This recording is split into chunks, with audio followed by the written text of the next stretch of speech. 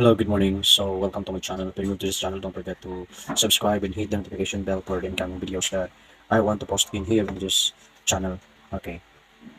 So, guys, okay, as you can see, I have here scores. So, it can be the result of 1 to 5 items, drill or exercises. So, for example, in mathematics. So, from 5 students, okay, someone got the scores of, score of 1, 5, 3, 1, 4. Okay, so letter A, find the quartile 2. B, the decimal 8. C, the percentile 50. So Q2, D8, and P50. Okay, the first thing is, okay, this is problem. Okay, so, okay, first, okay, this is, again, this problem is ungrouped data, okay, for ungrouped data, getting the quartile, decimal, percentile for ungrouped data. So first, you arrange the given scores. So you must arrange the value, okay, so from lowest to highest solution. So 1, comma 1, comma 3, comma 4, comma 5. So, yeah, they are separated by the comma. So, that's it. So, we have 1, 1, 3, 4, 5.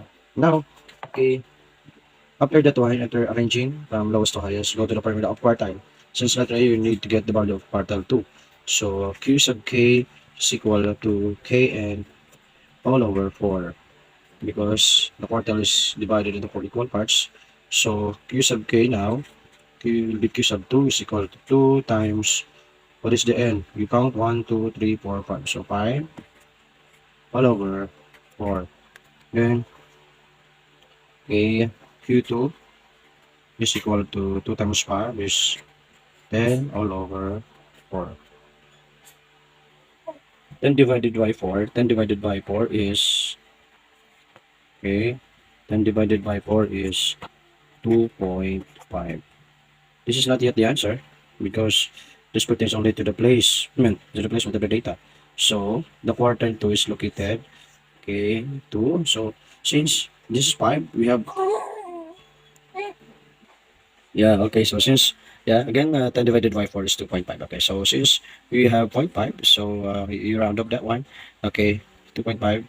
So since this is 5, so that 2 will be, okay, 3. So relocate now, okay. So the position of the placement is 3, okay, for number 3, okay. So you must count, okay, in the arranged values, not on the unarranged, okay. So you count, okay, the result is 3. So third place, okay, again, this 3 refers to to the placement, third place. So you count 1, 2, 3. So the value of Q2 now is 3, okay. So 1, 2, 3, is Q2. And remember, guys, that Q2 is the other book, they call this one as the median, okay. So that's it. Okay. So after that one, we go with the decile 8.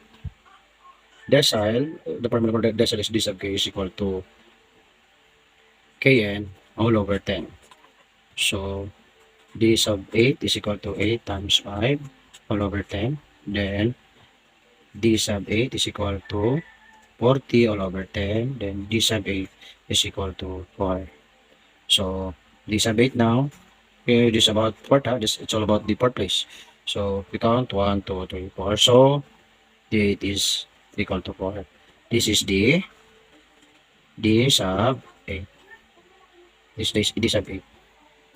Okay, so that's the d sub 8.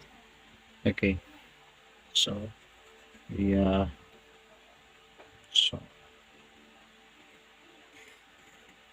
okay, so this is for quartile, this is for the decile. Here, this is for the percentile.